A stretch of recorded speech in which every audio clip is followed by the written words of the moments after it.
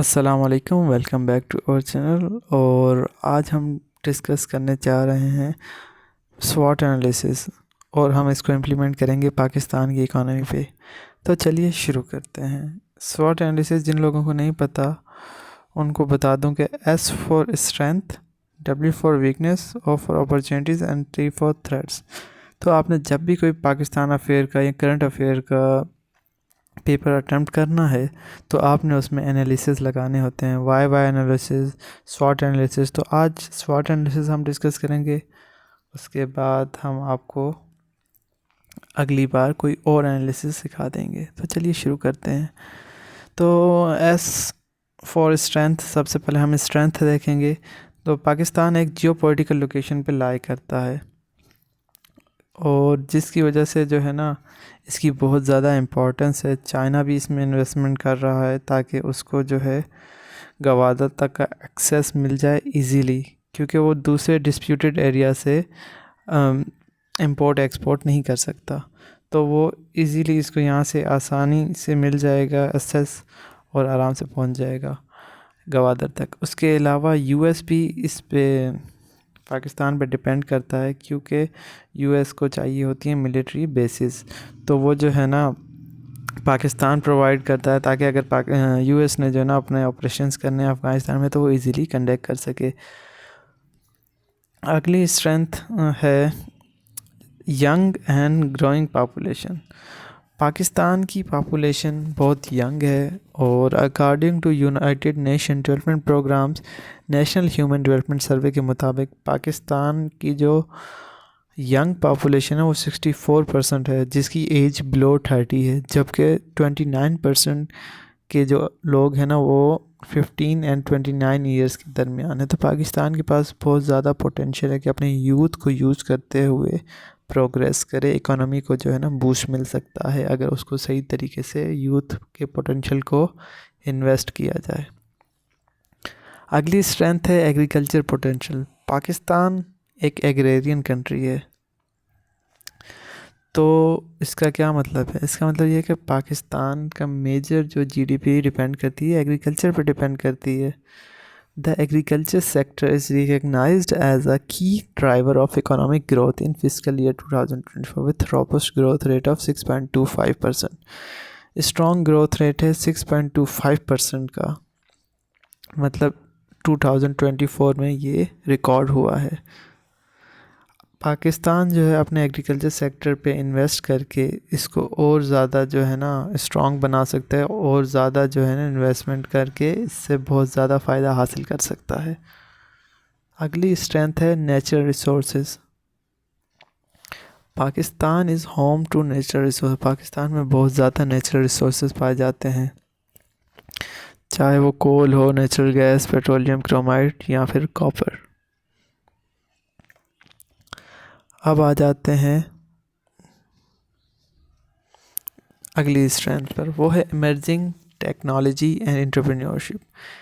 Technology बहुत ज़्यादा emerge हो रही है पाकिस्तान में, और जिसको यूटिलाइज़ करते हुए एंटरप्रेन्योरशिप और एनर्जी टेक को यूटिलाइज़ करते हुए पाकिस्तान की इकोनॉमी को एक बूस्ट मिल सकता है।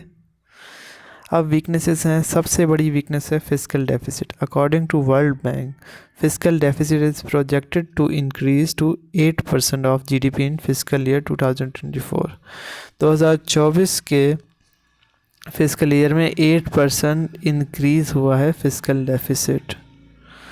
उसके बाद नेक्स्ट वीकनेस है इन्फ्लेशन। ऑल्दो कि पाकिस्तान की इन्फ्लेशन थोड़ी सी डाउन हुई है, 17.3% पर आई है, लेकिन फिर भी ये अभी भी बहुत ज़्यादा है। लोगों के पास क़ुव्वत ख़रीद बिल्कुल भी नहीं है, तो इसको और कम करना पड़ेगा। ये एक बहुत बड़ी वीकनेस है। नेक्स्ट वीकनेस है एनर्जी क्राइसिस। आपने जो भी प्रोजेक्ट करना है, जो भी काम करना है, इंडस्ट्री लगानी है, फैक्ट्रीज चलानी है, कुछ भी करना है, तो आपको एनर्जी की बहुत ज़रूरत होती है। बट पाकिस्तान एक ऐसा स्टेट है जहाँ पे एनर्जी क्राइसिस बढ़ रहा है दिन ब दिन। The electricity shortfall stand at around 80,000 megawatt and is likely to increase in the month due to increased demand. देखें, पॉपुलेशन बढ़ती जा रही है तो एनर्जी की डिमांड भी बढ़ती जा रही है। शॉर्टफॉल 80,000 मेगावाट का पहले से ही है। अब ये और बढ़ जाएगा। तो energy crisis one of the main weaknesses in the economic crisis. अगली है पॉलिटिकल इनस्टेबिलिटी। पॉलिटिकल इनस्टेबिलिटी भी एक बहुत बड़ा मसला है पाकिस्तान में। पाकिस्तान में कोई भी ऐसी हुकूमत नहीं रही जिसने अपना टेन्योर 5 ईयर का पूरा किया हो। तो ये पॉलिटिकल इंस्टेबिलिटी की वजह से है। पॉलिटिकल इंस्टेबिलिटी होगी तो पॉलिसीज़ जो हैं वो कंटिन्यू नहीं रहेंगी। अकॉर्डिंग टू अ रिसर्च, किसी भी पॉलिसी को 10 साल चाहिए होते हैं फिर जाके वो अपने रिज़ल्ट शो करती है। तो पाकिस्तान में तो देखें आए दिन जैसे ही रिजीम चेंज हो जाती है तो जो पॉलिसी होती है पुरानी उसको ख़त्म कर देते हैं, नई पॉलिसी ले आते हैं। तो इस तरह तो नहीं चलेगा। तो ये भी एक बहुत बड़ी वीकनेस है। इसके बाद एक अनचेक्ड पॉपुलेशन एंड ग्रोथ। अगर पाकिस्तान में बहुत ज़्यादा पॉपुलेशन बढ़ जाएगी तो रिसोर्स पर स्ट्रेन आ जाएगा, लड़ाई और कॉन्फ्लिक्ट बहुत ज़्यादा बढ़ जाएंगे, क्योंकि इतनी पहले ही पाकिस्तान में कंपटीशन बहुत ज़्यादा है।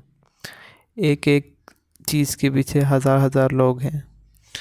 तो अगर पॉपुलेशन बहुत ज़्यादा बढ़ जाएगी तो अनएम्प्लॉयमेंट, कॉन्फ्लिक्ट, क्राइम रेट सब कुछ बढ़ जाएगा। तो ये भी एक बहुत बड़ी वीकनेस है। अब आ जाते हैं अपॉर्चुनिटीज़ की तरफ। चाइना पाकिस्तान इकोनॉमिक कॉरिडोर एक बहुत बड़ी अपॉर्चुनिटी है। बहुत ज़्यादा इन्वेस्टमेंट आ रही है चाइना की तरफ से, जो पाकिस्तान एक अच्छे तरीके से यूटिलाइज़ करे तो बहुत अच्छा हो सकता है पाकिस्तान के लिए। लेबर्स के लिए अपॉर्चुनिटीज़ हैं, मतलब एम्प्लॉयमेंट अपॉर्चुनिटीज़ बढ़ गई हैं सी पैक के थ्रू। उसके बाद अगला अपॉर्चुनिटी है information technology and software services. Pakistan में मोस्टली आवाम फ्रीलांसिंग करती है, आईटी से जो ग्रेजुएट हैं, तो वो एक बहुत अच्छी अर्निंग करके पाकिस्तान को सपोर्ट कर सकते हैं, और जिसकी वजह से जो है पाकिस्तान की इकोनॉमी को एक बूस्ट मिलेगा, जबकि बहुत सारे लोग कर भी रहे हैं। एक तो इससे रिसोर्स बचेंगे, ऊपर से रिमोट जॉब की वजह से जो है ना आप अच्छा एक्सपीरियंस होगा, आपको लर्निंग का भी मौका मिलेगा कि आप फॉरेन कंट्री में कौन से स्किल्स इन डिमांड है वो भी सीख सकते हैं। तो नेक्स्ट है अपॉर्चुनिटी एग्रीकल्चर मॉडर्नाइजेशन। हमारे एग्रीकल्चर को मॉडर्नाइज होगा तो हमें और ज़्यादा यील्ड मिलेगी, जैसे कि ड्रिप इरिगेशन वगैरह।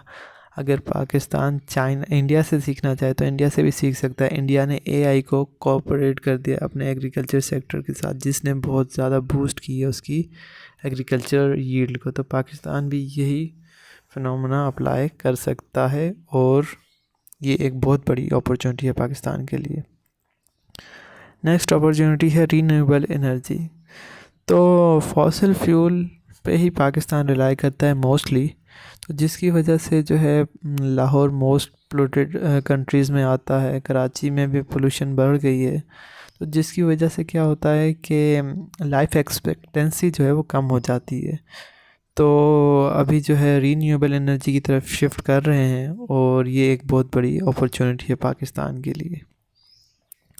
उसके बाद है एक्सपोर्ट डाइवर्सिफिकेशन ड्राइव होनी चाहिए, मतलब कि हम एक लिमिटेड ही चीज़ें जो है ना एक्सपोर्ट करते हैं, जैसे कि आईटी की सर्विसेज वगैरह, हमें इसको डाइवर्सिफाई करना चाहिए। पाकिस्तान में इतना ज़्यादा पोटेंशियल है, उसको देख के हमने एग्रीकल्चर पे, आईटी पे, इंडस्ट्री पे, स्पोर्ट्स पे, हर चीज़ पे जो है ना इतना काम करना पड़ेगा हमें कि हम उसको जो है एज अपॉर्चुनिटी है हमारे पास कि उसको काम करके हम compete करें ग्लोबल वर्ल्ड के साथ, और सिर्फ हम एक ही चीज़ पे ना रिलाई करें। डच डिज़ीज़ का नाम आपने सुना होगा कि डच डिज़ीज़ में ये होता है कि सिर्फ एक चीज़ पे रिलाई करते हैं, अगर वो चीज़ ख़त्म हो जाए तो ख़त्म हो जाती है सारी चीज़ें ही। तो पाकिस्तान को अपनी एक्सपोर्ट डाइवर्सिफाई करनी पड़ेगी, डिफरेंट सेक्टर्स पे फोकस करना पड़ेगा। उसके बाद थ्रेट आ जाते हैं। तो सबसे पहला थ्रेट तो कर्ज़ा, एक्सेसिव गवर्नमेंट। पाकिस्तान का जो है ना कर्ज़ा बहुत ज़्यादा है, तो जिसकी वजह से ये एक बहुत बड़ा थ्रेट है। तो पाकिस्तान को आईएमएफ के जो रिफॉर्म्स हैं उन पर अमल करना पड़ता है, जिसकी वजह से जो इन्वायरमेंटल फ्रेंडली नहीं होते पाकिस्तान को सख्त इक़दामात लेने पड़ते हैं, ऑस्टेरिटी मेजर्स जिनको कहते हैं। अगला थ्रेट है पॉलिटिकल इनस्टेबिलिटी। मैंने आपको बताया ये वीकनेस में भी आएगा और ये थ्रेट में भी आएगा, क्योंकि इसकी वजह से पाकिस्तान तो कभी आगे जा ही नहीं पाएगा, ग्रो ही नहीं कर पाएगा। तो हमें पॉलिटिकल इनस्टेबिलिटी को जो है ना ख़त्म करना पड़ेगा, तभी पाकिस्तान तरक्की की राह की तरफ गामज़न होगा। फिर अगला थ्रेट है water scarcity and mismanagement discrepancies. तो जैसे जैसे हम आगे जा रहे हैं तो पानी का किल्लत बढ़ती जा रही है, क्योंकि पाकिस्तान जो है ना ऐसे क्रॉप्स पे इन्वेस्ट करता है जो पाकिस्तान का पानी बहुत ज़्यादा यूज़ करती हैं, जबकि उसमें जीडीपी में बहुत थोड़ा कंट्रीब्यूट करती हैं। इसमें वीट आ जाती है, कॉटन आ जाती है, शुगर कैन आ जाती है। देखें ये सारे पानी बहुत ज़्यादा यूटिलाइज़ करते हैं, मगर आप देखें कि इनका इन रिटर्न कितना जीडीपी को बूस्ट देते हैं, तो सिर्फ 4% कंट्रीब्यूट करते हैं। तो ये चीज़ें हमें एनालाइज करनी पड़ेंगी, उसके बाद ही जो है ना हम इन पे काम करेंगे। अगला threat global commodity price volatility. देखें क्या देखें, आप देखें कि सबसे पहले जो है ना पेट्रोल की प्राइस बढ़ेगी ग्लोबल कम्युनिटी में, तो पाकिस्तान डायरेक्टली इम्पैक्ट होगा इससे। जैसे जैसे फ्यूल की प्राइस बढ़ती है, हर चीज़ की जो है ना प्राइस बढ़ती है, तो ये भी एक बहुत बड़ा थ्रेट है। तो पाकिस्तान को अपनी करेंसी स्टेबलाइज करनी पड़ेगी। अगला है थ्रेट एनवायरमेंटल डिग्रेडेशन। पाकिस्तान का एनवायरनमेंट डिग्रेड होता जा रहा है, water pollution, environmental pollution, air pollution, हर तरीके से। तो ये भी जो है ना बहुत बड़ा थ्रेट है, जिससे ना लाइफ कम होती जा रही है लोगों की। एनवायरनमेंट डिग्रेडेशन की वजह से क्वालिटी कम होती जा रही है। इससे क्या होता है कि आपका टूरिज़्म बहुत ज़्यादा इफ़ेक्ट हो रहा है। अगला है social inequality and poverty. Inflation बढ़ रही है तो सोशल इनइक्वालिटी, स्टार्टिफिकेशन बढ़ रही है और पावर्टी भी बढ़ रही है। इस पावर्टी और सोशल इक्वालिटी की वजह से क्राइम रेट बढ़ेगा, तो एलीट कैप्चर आ जाएगा। तो पावर्टी और सोशल इनइक्वालिटी के थ्रू क्राइम रेट बढ़ जाएगा, तो इसको भी ख़त्म करने की ज़रूरत है। अब एक रिकैप ले लेते हैं कि स्ट्रेंथ में हमारे पास क्या क्या है। Geopolitical location, young and growing population, agriculture potential, natural resources, emerging tech and entrepreneurship. Weaknesses में आ जाएगा physical deficit, inflation, energy crisis, political instability, unchecked population growth.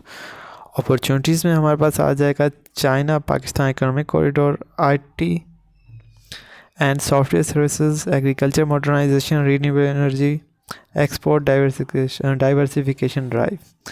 Excessive government debt ये थ्रेट्स में आ जाएगा, political instability, water scarcity and mismanagement discrepancies, environmental degradation, global commodity price volatility और social inequality and poverty. तो जब भी paper में आए तो आपने इसको लाजमी इम्प्लीमेंट करना है। अगर आप सिर्फ ये बना के ये लिख देंगे ना, तो दैट विल बी इनफ। ये आप लगाएं शॉर्ट एनालिसिस और आप जो है ना अपने कॉम्पिटिटर से बहुत आगे चले जाएंगे। Thank you for watching this video. मिलते हैं एक नई वीडियो के साथ, तब तक के लिए अल्लाह हाफिज़।